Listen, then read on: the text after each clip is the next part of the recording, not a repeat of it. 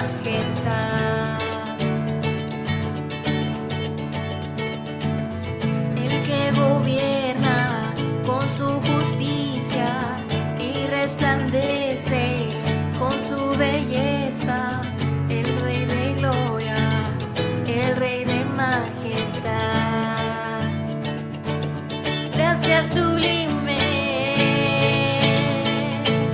perfecto es tu amor, tomaste mi lugar, cargaste tú mi cruz, tu vida diste ahí, y ahora libre soy. Oh, Jesús, te adoro por lo que hiciste en mí.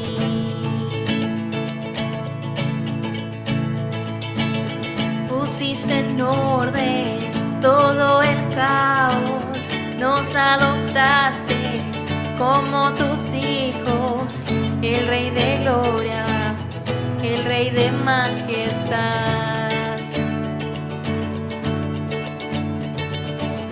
El que gobierna con su justicia y resplandece con su belleza, el Rey de gloria, el Rey de majestad. Gracias sublimes, perfecto es tu amor, tomaste mi lugar, cargaste tú mi cruz, tu vida diste ahí, y ahora libre estoy.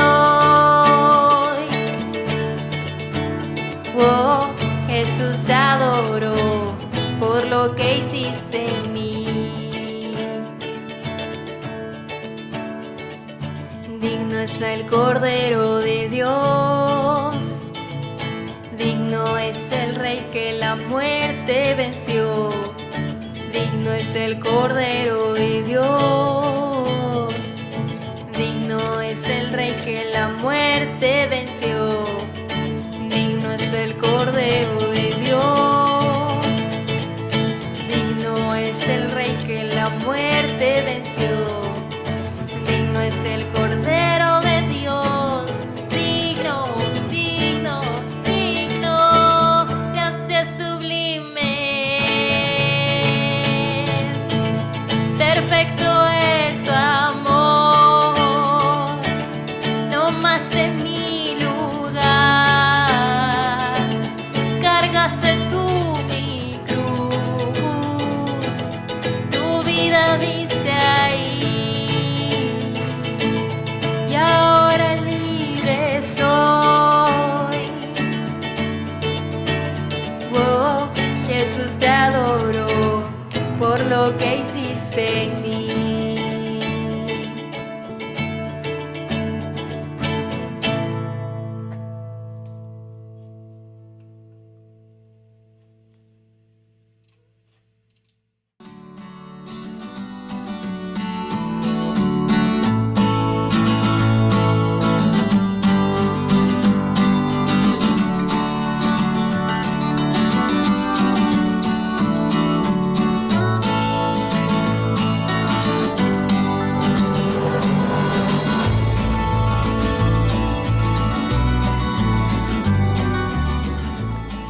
El milagroso cruce del Jordán, parte 2. Josué capítulo 4. Es la continuación de esta fabulosa historia de la conquista de Canaán, cuando ya los miembros de Israel, el pueblo de Israel va a ingresar a la tierra prometida, y estamos pues justo en este interín, ¿no? En este pase del pueblo en la promesa de Dios de tomar la tierra prometida. Muchos detalles interesantes que tenemos que analizar, que tenemos que chequear el día de hoy.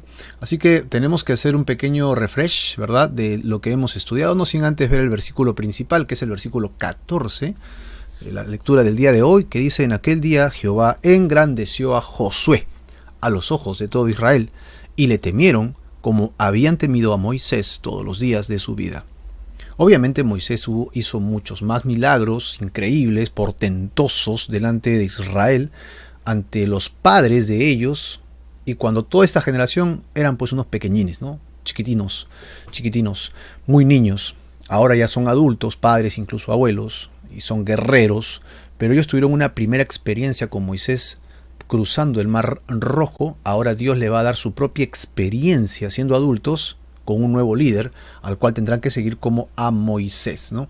Esta segunda sección del libro corresponde de los capítulos 3 al capítulo 5, que le hemos llamado Josué entra en la tierra prometida, y tenemos un pequeño bosquejo acerca del milagroso cruce del Jordán, ok, con versículos del capítulo 3 y capítulo 4. Capítulo 3 habló de los preparativos y el paso en sí al Jordán, ¿no? El paso en sí, lo cual veremos en temas generales, ¿verdad? Ahora mismo. Y pues lo que notamos aquí fue la preparación y el pase en directo. Tan pronto como Josué hubo recibido toda la información que habían traído los espías, recuerdan, con la mujer que estaba en el muro, ¿no? Toda esta historia fabulosa de Rahab. Lo que hizo Josué es inmediatamente preparar a la gente para salir, ¿no? Este es el primer cambio de ubicación que tendrían después que Moisés salió. Ahora ya no va a ser Moisés quien nos dirige, sino Josué. Ojo que la mayoría tenía en su oído la voz de Josué, ya que Moisés mandaba y Josué transmitía la información. Así que había una costumbre de recibir información de Josué, solo que antes sabían que él venía de parte de Moisés. Ahora no, ahora viene directamente de parte de Dios. La forma en que obedecieran ahora y cómo Dios actuaría cambiaría toda la historia en Israel, totalmente. Para los creyentes de nuestra época, para nosotros, cruzar el Jordán representa dejar de vivir a nuestra manera y comenzar a obedecer a Dios en los caminos espirituales. Ya no más va a ser el cristianismo o mi manera religiosa de pensar a mi forma, sino que ahora, a partir de ahora, va a ser nuevas decisiones, madurez. Así que entrar a la tierra prometida va a significar para ti y para mí madurez espiritual. De eso se trata. Así que veamos bajo esta perspectiva la lectura de este libro, ¿no? Que va a significar madurez. ¿Estarás dispuesto a madurar? Pues de eso se trata, ¿no? Así que cruzar el Jordán representaba graves problemas para todo el pueblo, tanto para Israel como para Josué. Así que, ¿por qué? 3 motivos básicos. 1 era el caudal, 2 el tema logístico y 3 el tema de tiempo. Primero, el tema del caudal es que, como lo veremos de repaso en el versículo 15, vamos a notar que era el tiempo de crecida, así que no era fácil cruzar. Hubieran escogido otra fecha, pero llegaron allí y era el tiempo. Dios les dijo, cruza. Así que, Señor, hubieras escogido otra fecha justo en el momento más difícil. Es que casi siempre, ¿verdad? Que tenemos que afrontar algo, casi siempre, termina siendo lejos de lo que nosotros quisiéramos o esperamos. ¿Es verdad o no? Sí. Cada vez que quiero hacer algo, no es bajo mis circunstancias, como yo quisiera, ¿no? No tienes siempre lo que quieres. Pues es allí cuando entra Dios, pues.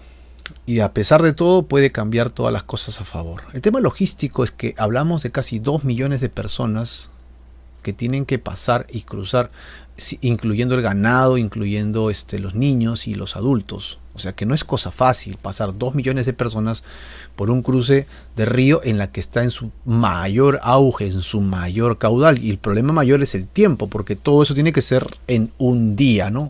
Increíble.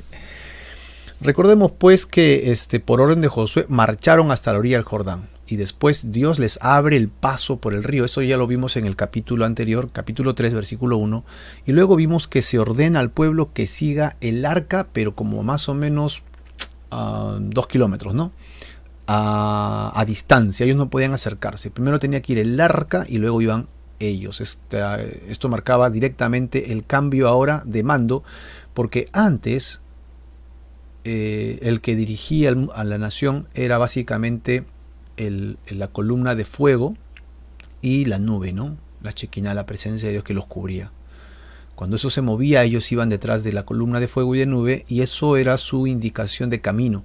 Ahora ya no habría más eso, se acabó.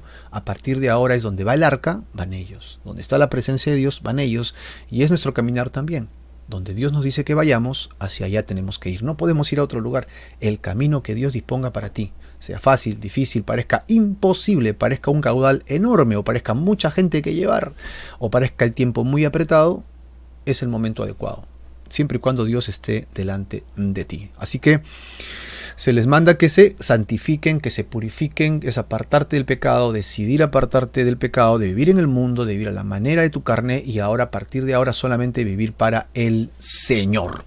Los sacerdotes con el arca debían encabezar al pueblo y pararse en medio del Jordán, ¿verdad? Ellos entraban, el Jordán se abría, ellos pasaban, pero los sacerdotes se quedaban en medio, como si fuese un escudo espiritual que protegía de lo natural, ¿no? Para que no los aplaste el agua. Ellos se pusieron allí, kilómetros arriba, el río se detuvo en un montón de aguas y la gente pasó en seco. ¿Ok? Así que esta es la obra de los sacerdotes que pasaron. Y luego en los versículos 7 y 8, nosotros notamos del capítulo 3, como Dios promete engrandecer a Josué, obviamente como lo había hecho con Moisés. Dios siempre utiliza líderes espirituales. Estos líderes tienen condiciones muy altas de consagración a Dios. Si no cumplen esas condiciones, pues Dios no los va a utilizar. Y todo lo que están haciendo lamentablemente sería solo en su carne. Así que por un lado los líderes tienen que ser consagrados, y por otro lado el pueblo, la nación, tiene que orar para que ese líder esté en consagración. Y si no quiere vivir flagrantemente, abiertamente, consagración, o sea, entrega total, ¿no? Sino que quiere vivir en sus caprichos, entonces, pues, muchas gracias, Dios te bendiga, me voy. Voy a buscar en otro lugar a alguien que realmente quiera amar a Dios. Bueno, esa decisión siempre es personal. Así que por un lado está la responsabilidad del líder, pero por otro lado está la responsabilidad de los creyentes bajo ese líder, que estén constantemente orando, velando para que ese líder esté lleno del Espíritu Santo en nuestra época, ¿no? En nuestra época. Bueno, se anuncia entonces previamente lo que Dios haría por medio de este poderoso momento que marcaría la historia de esta Israel renovada, ¿no? Ya no es la Israel antigua de esclavitud de 400 años que habían salido, pues, ¿no? De Egipto, ¿no? Que eran el cúmulo, la suma de una época de esclavitud, de idolatría muchas veces, y que pasó por 40 años y todos murieron en el desierto. Los hijos de estos que vieron los prodigios y milagros de Dios desde niños, ahora es una nueva generación crédula, dispuesta a seguir a Dios, a entrar a una tierra prometida, que para nosotros significa dejar nuestro viejo mundo y entrar a uno nuevo, pero sujetos a Dios. El Jordán es dividido entonces, e Israel es llevado a salvo por en medio de él. Esto debe haber sido increíble. Obviamente el Mar Rojo era mucho más espectacular, ¿no? Porque era enorme. Pero el Jordán no dejaba de ser grande. Era un lugar que les impedía pasar al otro lado. ¿Okay? Era una muralla de agua, se puede decir. Era imposible pasar por allí. Ahora Dios haría lo imposible. Así que, acabado este primer punto, que es cruzar por fe, ellos tendrían que ver cómo dejar un memorial, que es de lo que se trata el estudio del día de hoy. Así que, bueno, ellos estuvieron dispuestos a abandonar su seguridad, estuvieron dispuestos a permanecer 3 días a las orillas del Jordán sin miedo visible para cruzarlo, ¿no? Sin medio para que ellos puedan cruzar, dispuestos a cruzar el río bajo las aguas amontonadas sin saber cómo, dispuestos a empezar una cabeza de playa en tierra enemiga, ¿no?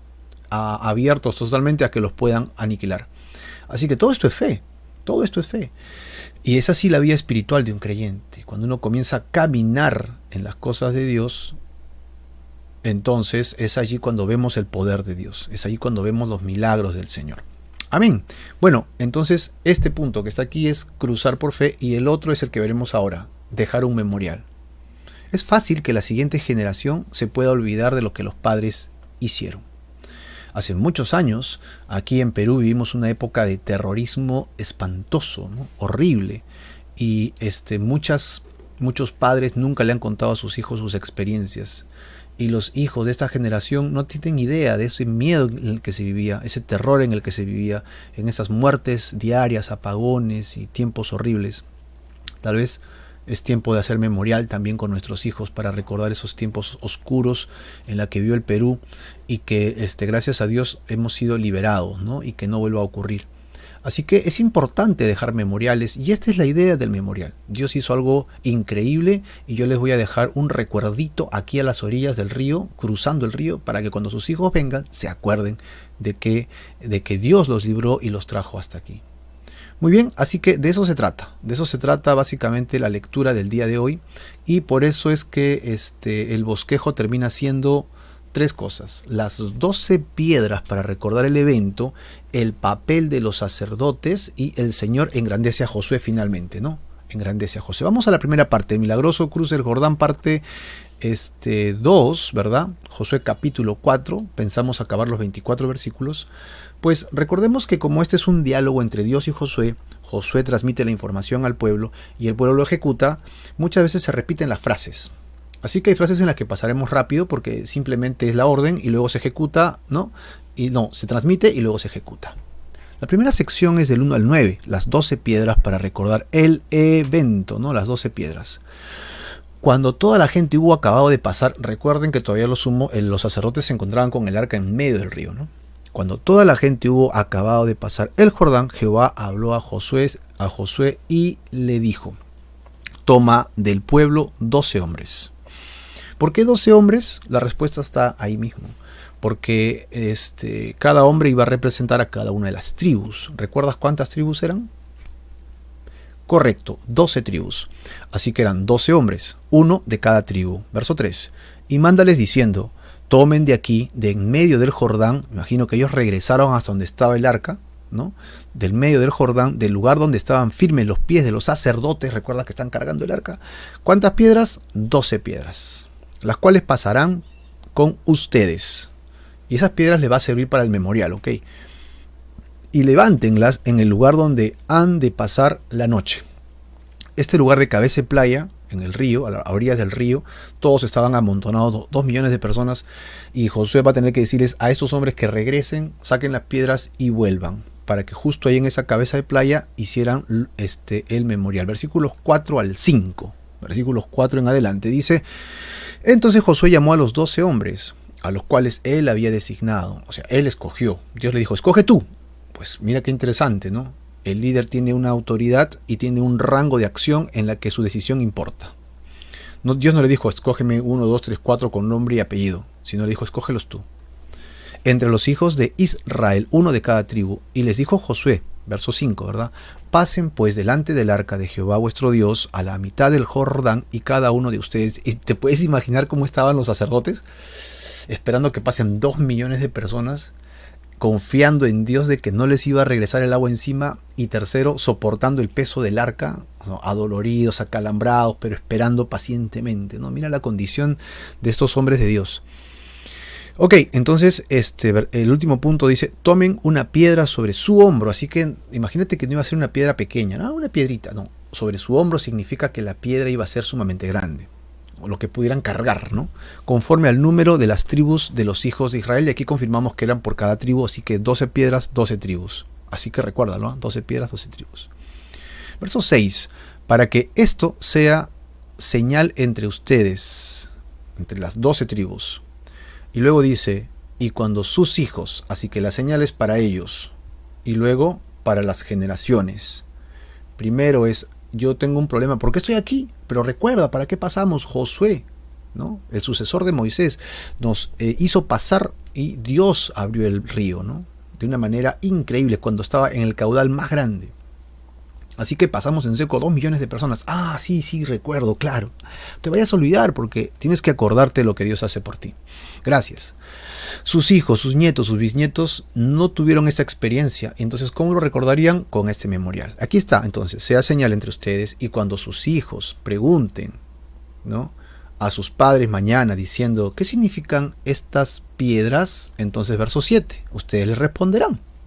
Le van a responder así: que las aguas del Jordán fueron divididas delante del arca del pacto de Jehová. Cuando ella pasó el Jordán, las aguas del Jordán se dividieron. Y estas piedras, que son 12 enormes piedras, servirán de monumento conmemorativo o memorial a los hijos de Israel forever, ¿no? Por siempre, por todo el tiempo, por siempre. Así que los 12 hombres que representan al pueblo obedecen lo que Josué, por mandato de Dios, ¿no?, en cadena de mando, les pidió. Versículo 8, y veamos pues la respuesta. Y los hijos de Israel lo hicieron así como Josué les mandó. Tomaron 12 piedras en medio del Jordán. Recuerda que ellos tuvieron que regresar, ¿no?, como Jehová lo había dicho a Josué, conforme al número de las tribus de los hijos de Israel, y las pasaron al lugar donde acamparon y las levantaron justamente allí donde fue indicado. Así que veamos cómo Josué también se involucra en esta acción, en esta libertad de mando que él tiene, ¿no?, dentro de la orden de Dios. Él hace sus detalles también en obediencia. Versículo 9. Josué también levantó 12 piedras. O sea, los 12 fueron, levantaron piedras, pero Josué, de una manera interesante, también hace lo suyo. Josué también levanta 12 piedras. Pero Dios le dijo que hiciera algo con los hombres, es que llevaran las piedras desde el río hacia la orilla. Pero Josué va y se queda a la mitad del río mientras que ellos hacen lo suyo, y hace su propia labor de memorial. Pero es interesante porque mira lo que dice. También levantó 12 piedras, o sea que en total fueron 24. 12 piedras en medio del Jordán. ¿Pero dónde? En el lugar donde estuvieron los pies de los sacerdotes. Ajá. O sea, cuando el río regrese, esas piedras quedarían debajo del río. Nadie las vería. Así que esto básicamente quedaría entre Josué y Dios. Y bueno, los testigos que vieron, ¿no?, los sacerdotes y la gente que lo llegó. ¿Y qué hace Josué, no? El plan era que trajeran piedras a la orilla, pero acá están las piedras. ¿Y qué está haciendo Josué, no? Los testigos están mirando que Josué también está haciendo lo suyo con Dios. Y acá dice, y han estado allí hasta hoy. Han estado ahí hasta hoy. Bueno, yo me tomé la libertad de buscar una imagen que nos puede ayudar solo para tener la idea que hay 12 piedras debajo del Jordán. Ok, que tendrías que entrar pues con buzo para poderlos chequear y verificar, ¿verdad? Y este es un memorial para Israel. 12 piedras debajo del río y 12 piedras además que estuvieran encima o a la cabeza de la cabecera del mar, ¿no?, a la cabecera del río. Ahora, analicemos un poco las piedras. Si las 12 piedras representan las 12 tribus de Israel, como hemos tratado de imaginar acá, ¿verdad?, en este memorial, el montículo de Josué en el río entonces representaría a la generación de Israel antes. ¿Ok? Y las 12 piedras en la orilla a las 12 tribus después. Esto es muy muy interesante para nuestra apreciación de observación, porque estamos hablando de que son la misma tribu, pero en un tiempo pasado y en un tiempo futuro. Es decir, las 12 tribus, Rubén, Simeón, Judá, Dan, Neftalí, Gad, Aser, Isaacar, Zabulón, Manasés, Efraín y Benjamín, tituladas aquí, tenían una vida de esfuerzo propio, ¿verdad? Todavía de no dependencia, todavía en un tiempo en el que están definiendo su entrega a Dios o no, ¿verdad? Estamos hablando de Israel en el desierto. Toda esa gente murió y los hijos quedaron, y esta es la siguiente generación, la que está entrando a la tierra prometida. Nos habla de las mismas 12 tribus, pero ahora resueltas, definidas, concretamente entregadas. Esa es la gran diferencia. Y en todo caso, Dios no perdió ni una tribu. Ahí están las 12. Las 12 llegaron después de 40 años, a pesar de las vicisitudes del desierto, ¿no?, los problemas del desierto, a pesar de las guerras que tuvieron, a pesar de la oposición de gigantes que tuvieron, llegaron hasta las orillas del río. Ahí se va a quedar uno, y Josué dice, hasta aquí llegó uno, se podría decir, hasta acá llegó Moisés, y yo voy a hacer este memorial interno entre Dios y yo, y aquí quedó esto. Pasado, tiempo pasado. Ahora pasemos nosotros, la nueva generación, y somos los mismos nombres, las 12 tribus, pero ahora sujetas a Dios. Qué tremendo cuadro para nosotros. ¿Cómo estamos nosotros? ¿Aún todavía estamos antes del Jordán o ya pasamos el Jordán? ¿Cómo está nuestra vida espiritual realmente? ¿Has tomado la decisión ya de pasar el río, de mojarte los pies y esperar en fe, pasar lo imposible, hacer lo imposible, obediencia, sujeción, amor, paciencia? ¿Amén o no? Ahora, esto también nos lleva a este otro detalle, la tierra prometida y el desierto. El mismo cuadro. Los dos montones de piedra representaban un Israel completo en el desierto y un Israel completo ahora dentro de la tierra prometida. Es más, está a la cabecera del río. Sí, esperando allí indicaciones de Dios, sujetos a cualquier peligro, pero confiados en el Señor. Ese llamado lo tiene Dios también para ti y lo tiene para mí. Dios quiere que des pasos de fe.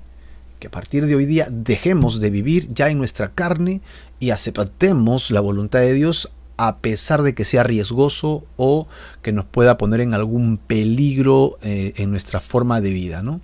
Vamos a la siguiente sección. La siguiente sección sería el papel de los sacerdotes en este cuadro. ¿Qué tuvieron que ver los sacerdotes? Versículos del 10 al 13. Primero lo que vamos a encontrar es que los sacerdotes cumplieron su cometido. Cumplieron el llamado que se les pidió. Versículo 10. Y los sacerdotes que llevaban el arca se pararon en medio del Jordán hasta que se hizo todo lo que Jehová había mandado a Josué que dijese al pueblo, conforme a todas las cosas que Moisés había mandado a Josué. Y el pueblo se dio prisa y pasó, ¿no? Dice, pobre muchachos, están cargando todo el día. Pobre muchachos, chicos, no se queden jugando, avancen. Traigan al abuelito, ¿no? Si no puede, pónganlo en la silla, cárguenlo y pasen rápido. Sí, los animales se demoran, arreglos, ¿no? Que no se queden, ya que descansen al otro lado. Fue un tiempo, una jornada interesante, pero todo en un solo día. Y los sacerdotes hicieron su trabajo, ¿no? Mis respetos por esta faena, este trabajo que en realidad involucraba fe y fortaleza. ¿Por qué? Porque la fe era en esperar en Dios que todo pasase en un día, y la fe también sería esperar en Dios que no les caiga el agua encima, ¿no? Y la fe también sería el hecho de creer que no en su fuerza sino en la de Dios ellos podrían soportar toda esta carga y ni siquiera esperar que pase el último para salir corriendo, sino esperar que pase el último y que Josué diera la indicación. Y cuando pasaron todos, dijeron, ¿ya nos vamos? No, espera, Josué todavía tiene que mandar. ¿Ya nos vamos? Espera que Josué tiene que mandar. Y en eso se acercan 12. ¿Qué? ¿Para qué vienen esos 12? A sacar piedras. Ya estamos cansados, ya pasaron todo. No se muevan hasta que Josué les diga. Imagínense ese cuadro, ¿no? ¿Seríamos tan obedientes nosotros? Mis respetos por estos sacerdotes. Veamos el verso 11. Y cuando todo el pueblo acabó de pasar, también pasó el arca de Jehová y los sacerdotes en presencia del pueblo. Esto debe haber sido una fiesta, ¿no? Como, gracias Señor. Aquí está representado Dios en esta arca que como ya lo hemos estudiado en Deuteronomio, ¿no? Muchos creen que las alas extendidas por un lado y el otro arcángel por el otro lado, ¿no? Podrían hacer el espaldar de un trono, y pues eso sería la misma presencia de Dios, el trono de Dios, el gobierno de Dios. Así que el arca tenía un símbolo espiritual muy poderoso. ¿Y qué pasó con las otras tribus? ¿Te acuerdas que leímos en el capítulo anterior el hecho de que 2,5 tribus dijeron a Moisés, queremos quedarnos? Pero Dios les dijo, mira, que se queden antes del río, pero no sin antes que los guerreros pasen, ¿ok? Ayuden a sus hermanos a conquistar el resto de la tierra prometida y entonces se regresen. ¿Sí? Entonces todos estuvieron de acuerdo y ahora vamos a ver si se cumplió o no se cumplió. Verso 12. También los hijos de Rubén, de Gad y la media tribu de Manasés pasaron armados delante de los hijos de Israel. Así que no está hablando de toda la tribu, sino de los hombres de guerra, ¿verdad? Según Moisés lo había dicho. Entonces efectivamente cumplieron con su palabra. Sus esposas, los hijos, los abuelitos, el ganado, todo se quedó antes del Jordán en la tierra que ya habían conquistado, que en realidad se les obligó a conquistar, ¿no? Porque cuando ellos llegaron allí, la oposición, el gobierno opositor que estaba allí contra ellos, le hicieron guerra pensando que los querían conquistar. Ellos solo querían pasar, pero como le hicieron guerra, Dios estuvo con ellos y terminaron venciéndolos, así que la tierra quedó para ellos. Entonces Dios se las dio a estas 2,5 tribus, 2 tribus y media que se quedaron al otro lado del Jordán, porque Dios se los permitió. ¿Cuántos guerreros fueron entonces? Mira la cantidad, el versículo 3 es muy específico. 40,000 dice. 40,000. ¡Wow! Este sí era un ejército increíble, ¿no? ¡Wow! 40,000. Como 40,000 hombres armados, listos para la guerra, pasaron hacia la llanura de Jericó delante de Jehová, delante del Señor. ¡Wow! Este ejército realmente era poderoso, increíble. Veamos los detalles. Primero, del versículo 1 al 3, Dios le da a Josué un mandato. Segundo, del 4 al 7, Josué le transmite la orden a todo el pueblo. Y finalmente, del 8 al 13, vemos al pueblo llevándolo a cabo. Este cuadro, esta es la segunda vez que vemos este diseño de 3 partes, pero es como Dios muchas veces trabaja, ¿sí? Dios da mandatos en la iglesia Dios manda al pastor o a los líderes, ¿no? Porque puede ser una asamblea, ancianos, ¿verdad? Un pastor o ancianos, como dice el libro de los Hechos, puede ser de una de las dos formas. Nosotros en nuestra iglesia, en nuestra congregación, usamos la de el pastor, ¿verdad? Pero el pastor también tiene un grupo de ancianos. En otras iglesias los ancianos son los que toman las decisiones.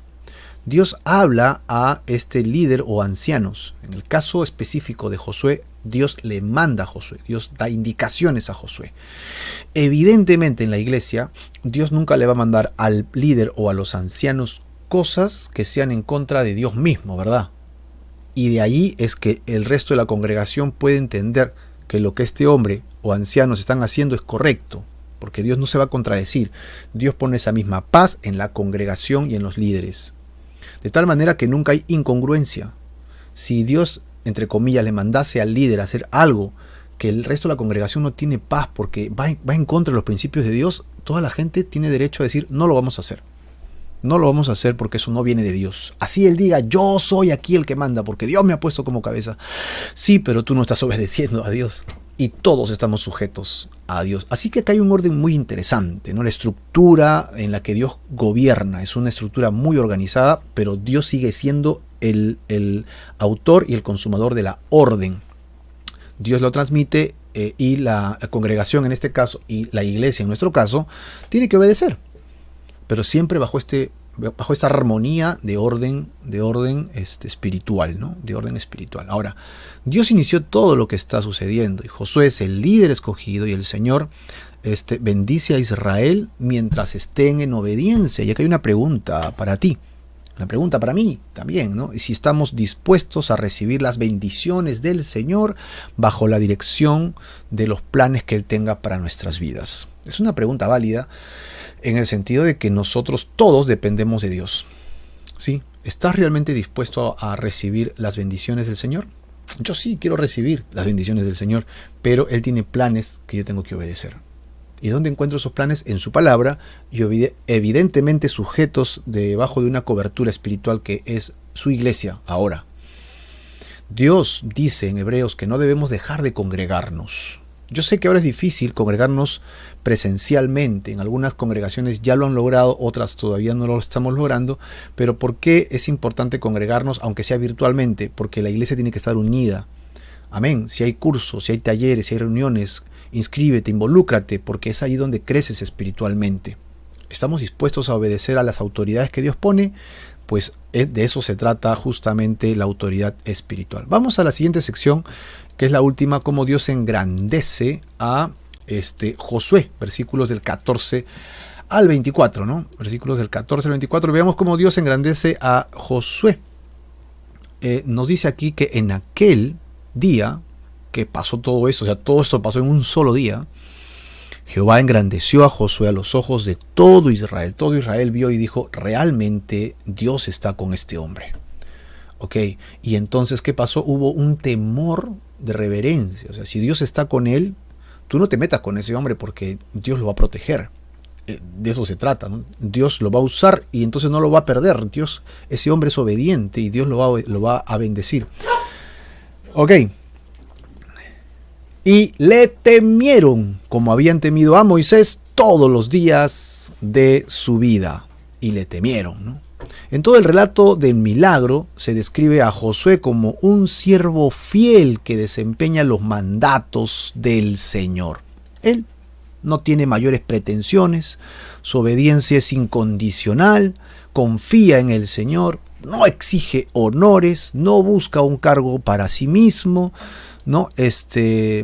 Dios honra a este tipo de personas que no están buscando pues poder, ¿no? Ni opulencia, están buscando que el reino de Dios crezca, que el reino de Dios se engrandezca. Esto nos hace acordar a un texto bíblico en Samuel. Dice Primera de Samuel capítulo 2. Por tanto Jehová, el Dios de Israel, dice, porque yo honraré a los que me honran y a los que me desprecian serán tenidos en poco. Tú decides en cuál de los dos grupos quieres estar. En los que honran a Dios o en los que tienen a Dios por poco. No, Dios sí, pues el que quiere creer, déjenme a mí, yo no quiero creer. Yo quiero pensar en otra cosa que me puede traer mejor solvencia, mejor ayuda espiritual, emocional. Y tienes a Dios a menos. Entonces, si pasa eso, si desprecias a Dios, Dios te tiene también a menos a ti. Dice que Dios al orgulloso y al arrogante lo tiene desde lejos. Pero aquel que honra a Dios, le da su lugar, le dice, es gracias a Dios, ¿no? Y bendice a los demás en el nombre del Señor, ¿no? Entonces, Dios también lo honrará. Como dijo Jesús, pues si lo confesamos, Él nos confesará delante de su Padre que está en los cielos. ¿Recuerdas? Es un pasaje importante también. Ahora, regresando a Josué, capítulo 4, verso 15, luego Jehová habló a Josué, lo engrandeció, hizo que todos tuvieran temor, ¿no? Y le dijo, manda a los sacerdotes que lleven el arca del testimonio, que suban del Jordán. O sea que después de todo esto, Josué recién dice, hey chicos, ¿listos? Sí, vamos, crucen ustedes. Son los últimos en cruzar. Fueron los primeros en abrir el Jordán, son los últimos en salir. Como un buen siervo de Dios que sirve al Señor, ¿no? Es el que pone la cara, todos son bendecidos y al final es el último que sale.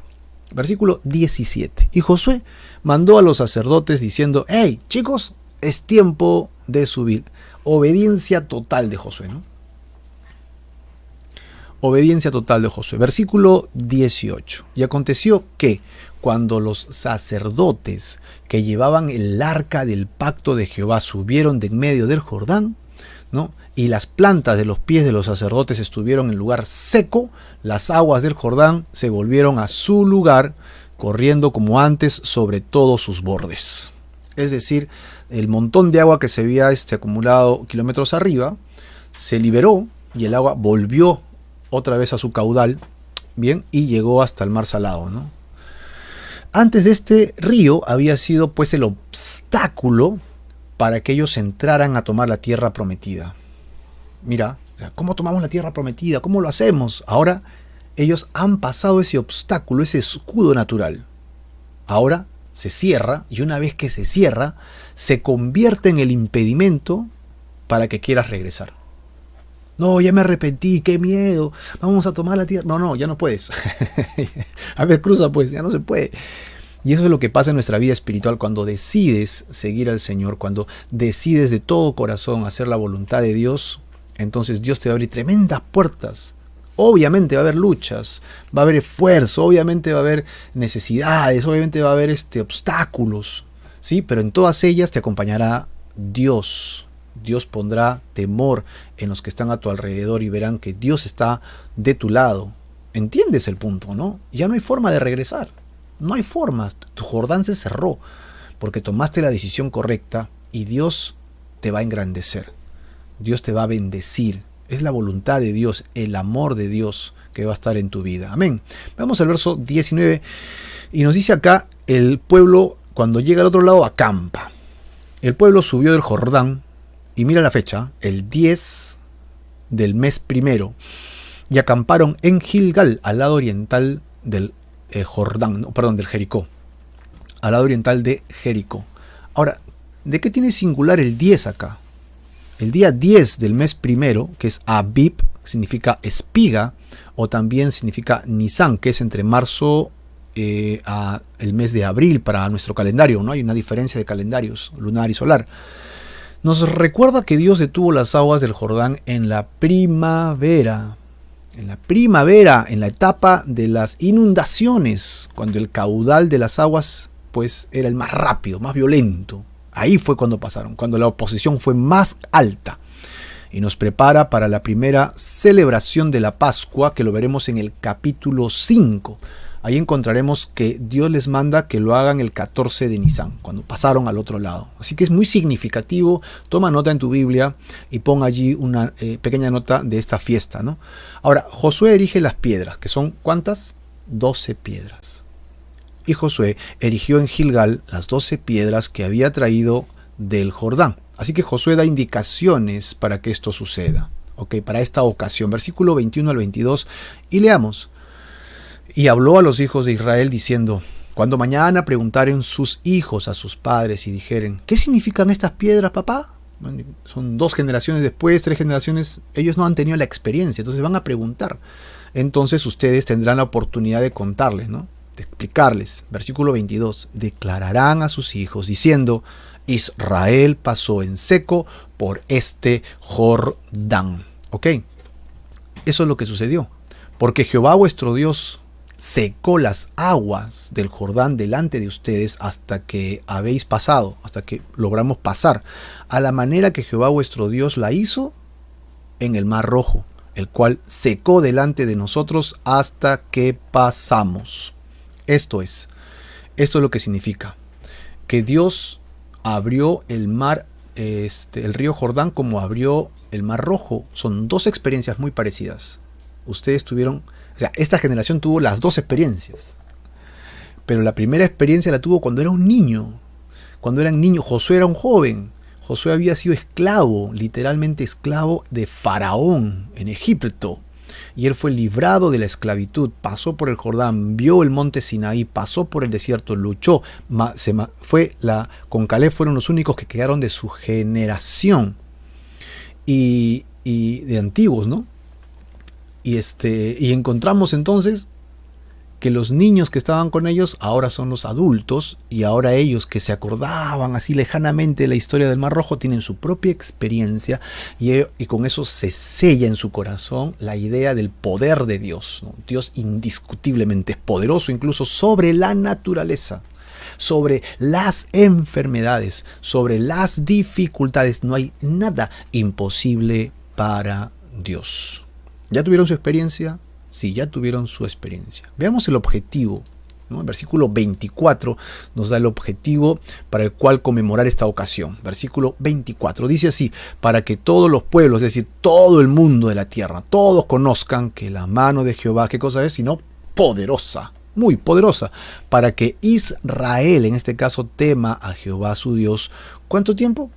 Todos los días de su vida. Ojo que no dice para que esta generación tema, sino que Israel en todas sus generaciones tema a Dios, tenga temor de Dios. Y es que el temor de Dios es un concepto que se puede utilizar mal, ¿no? Pero tenemos que ponerlo en su lugar correcto, equipararlo en el lugar adecuado. ¿Por qué? Porque Dios es totalmente poderoso. Sí, pero vemos dos grupos de seres humanos desde la perspectiva divina con relación a la fe en Él. O creemos o no creemos. Si tú no quieres creer, tienes que saber que por no creer en Dios, que es el único camino para la salvación, porque fuimos creados para Él y en Él, y nosotros nos hemos desviado, entonces nos espera la muerte eterna, separación eterna. Es muerte, separación, ok. Separación de Dios no es que dejas de existir, es que te separas de la oportunidad de Dios para siempre, obviamente en el infierno. Tienes que tener un temor a eso, de la eternidad. ¿Dónde vas a pasar tu eternidad? Ese temor debería estar latiendo en tu corazón, ¿no? ¿Qué va a pasar conmigo, no? ¿A dónde voy a ir? ¿Qué va a ser de mí en el futuro? Ni siquiera en un futuro próximo, sino en un futuro completo, constante, por la eternidad. Y tú sabes lo que va a pasar allí porque todos lo hemos escuchado, ¿verdad? El sufrimiento, el dolor, el ardor, el crujir de dientes, de lamento por no habernos arrepentido y regresar a Dios. Así que hay un temor allí, ten temor de Dios. Pero por otro lado, el creyente, el que ya ha venido a los pies de Jesucristo, él ya no tiene que morir separado de Dios. Por lo tanto, ¿de qué temor habla cuando habla de un creyente? Habla de un temor de reconocer el poderío, señorío de su Dios, de su Señor, de su Salvador, de aquel que lo ha librado de la muerte eterna. Amén. Sí, Él disciplina, Él tiene todo el poder para hacer lo que quiera con nosotros, pero nos ama tanto que nos restaura. Y bajo esa cobertura de restauración yo tengo que venir a Él y decir: Dios es poderoso, como un hijo reverente a un padre, ¿no? Si un padre da una indicación, un padre bueno, un padre justo, ¿no? Da indicación a un hijo amado definitivamente obedece sin mezquinar, ¿no? Un hijo viene a su padre y dice: papá, ¿qué quieres que haga? Ya, yo te obedezco, papá, porque es su papá, ¿me entiendes? Hay un cariño, hay una relación que es intrínseca a la relación familiar, ¿no? De cobertura. Un hijo obedece a un padre en una reverencia, en un temor reverente, en un temor apacible a su padre. Pues habrá discusiones, pleitos siempre, pero nosotros entendemos que ese amor existe, ese vínculo existe, ese amor reverente. Así que, ¿qué tipo de temor tienes tú? ¿El temor de ir al infierno para siempre porque quieres vivir en tu cuenta y en tu carne, o en un temor de hijo reverente a Dios. Yo quiero estar en este reverente porque aquí tengo vida eterna y salvación. Y no es porque Dios me quiere enviar al infierno. Ya me estoy yendo al infierno sin Dios y Dios me está poniendo la posibilidad de no ir. Porque Dios me creó para vivir con Él en santidad, porque Él es santo. Yo no puedo apartarme de ese concepto. Si quiero hacerlo, simplemente mi destino está trazado, pero por mi propia voluntad, por mi propia culpa, no por lo que Dios quiera hacer contra mí. Dios me ama y desea que yo venga a Él arrepentido. Muy bien, tenemos que ver de las experiencias del Mar Rojo y del río Jordán un pequeño detalle que nos tiene que hacer reflexionar. De las experiencias del Mar Rojo y del río Jordán, Israel recibió al menos 3 razones para temer al Señor para siempre. 1 es la demostración de su poder. 2 es el beneficio que reciben por ese poder. Y 3, es el poder de autoridad que da Dios a sus líderes espirituales. Obviamente tienen que estar en santificación, de lo cual ya hemos hablado. La demostración de la omnipotencia, ¿no? De Dios es interesante. Omni, ya saben ustedes, es todo, potencia es poder, todo poder. Omnipresencia, ¿no? En todo lugar. Omnisciencia, de ciencia, de conocimiento, que lo sabe todo. Son los 3 atributos básicos de Dios que todos debemos conocer. Omnipotencia, presencia y ciencia, ¿no?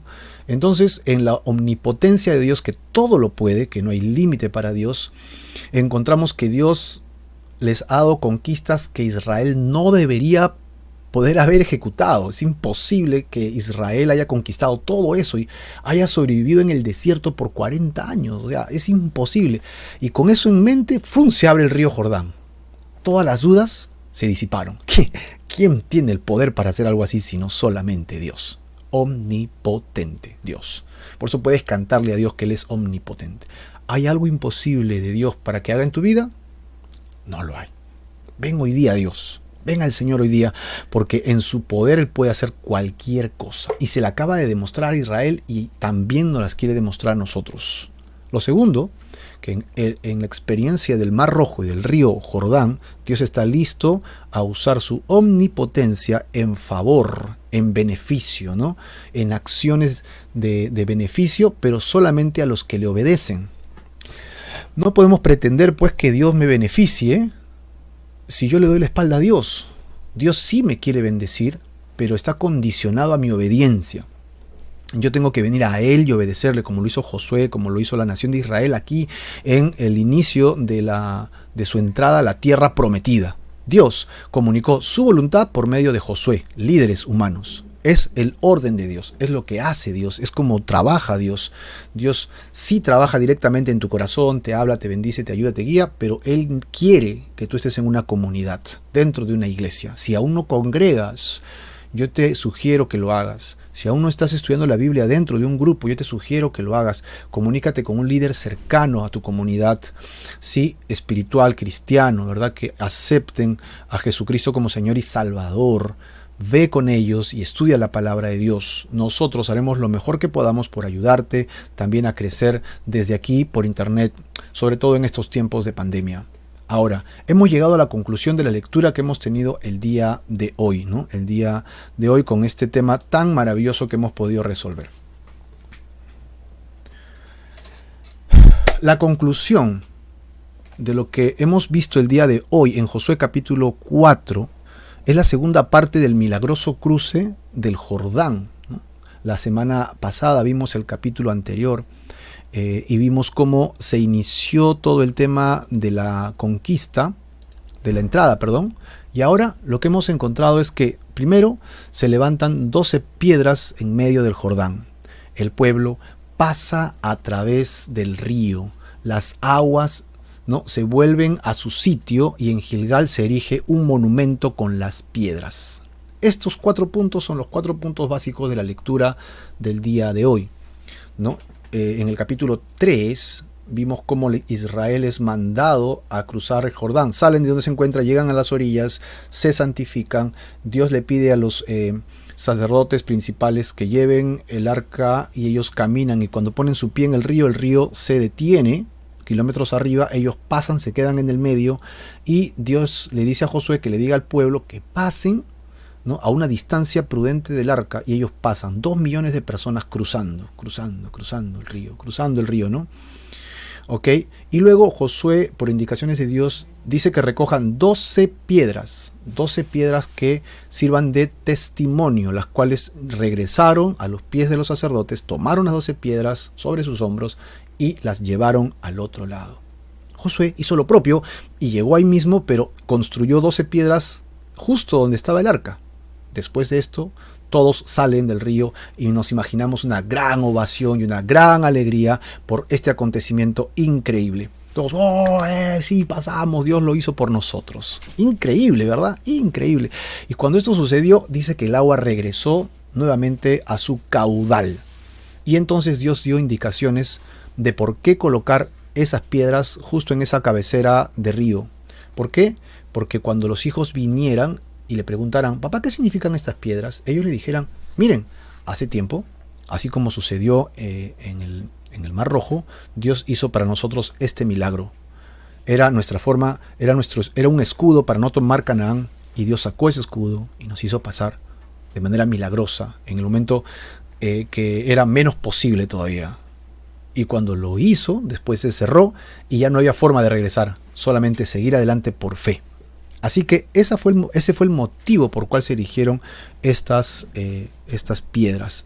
Este era el objetivo de este capítulo.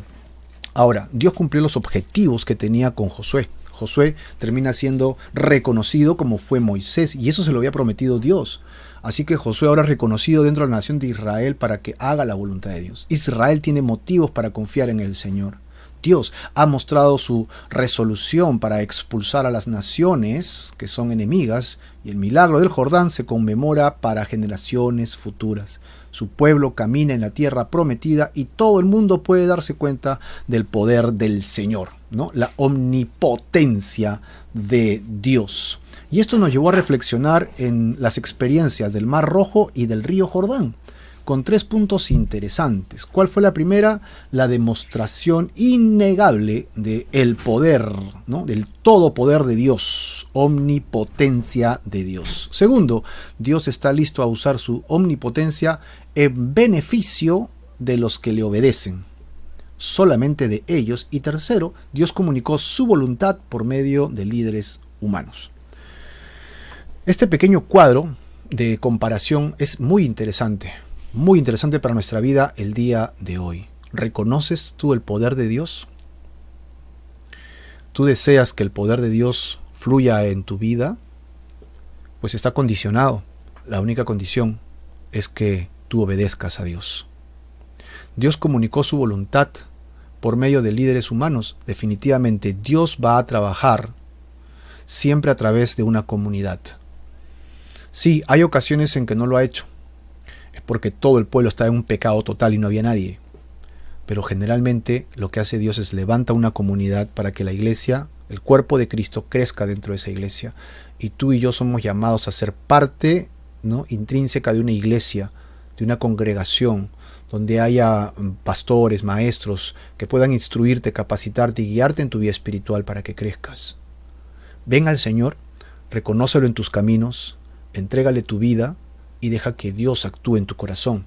Deja que el poder de Dios se manifieste en tu vida y mira cómo Dios utiliza tu corazón, tus pensamientos y tu propia vida para seguirle. Es tiempo de que cruces tu Jordán.